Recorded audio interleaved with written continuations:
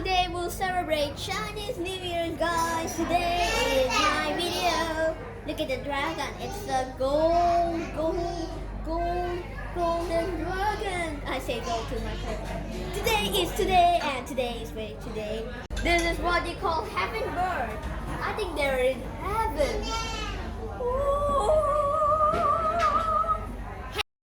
Before I go to Chinatown, I need to eat my lunch and get some red thingy that is have money inside it. Super Mario! Happy New Year!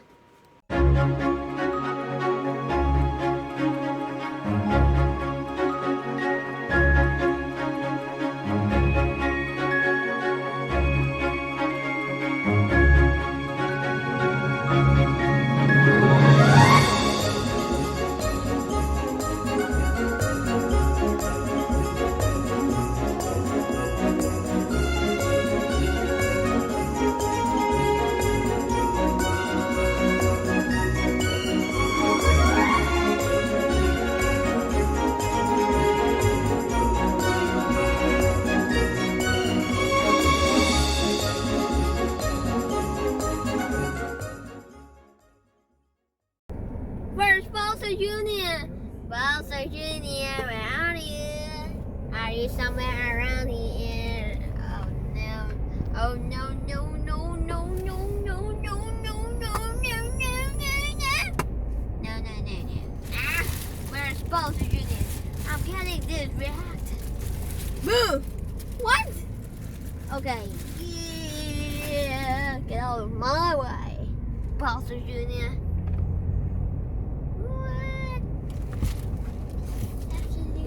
Sneak peek to the highway.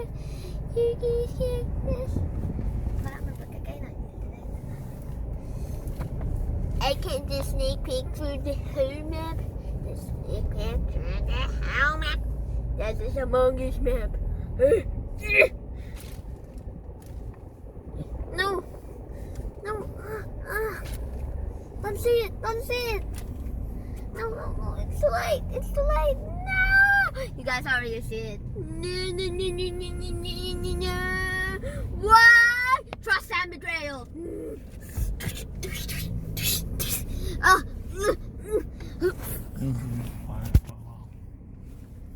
Super Mario, Happy New Year.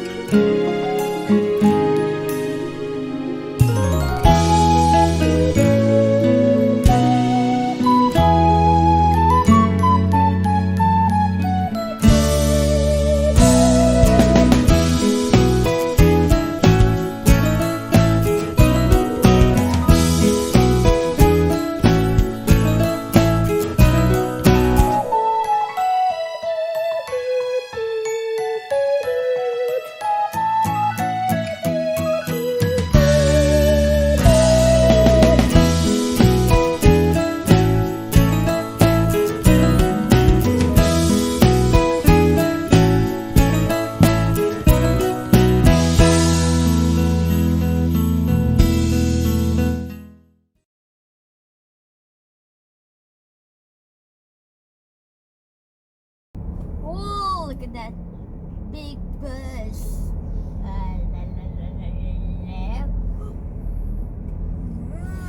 Sounds sus. The road looks sus. So beautiful. Ooh, this is in Thai, guys. Beware. This is Thailand. We got stuck in Thailand. Oh, look at that, look at that.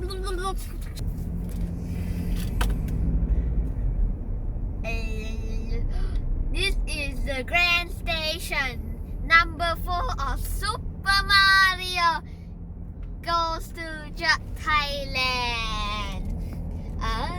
This is level 4. Hope you enjoy this video, guys. Bye bye. See you later. Don't forget to subscribe and also like and more. That is good. Bye bye.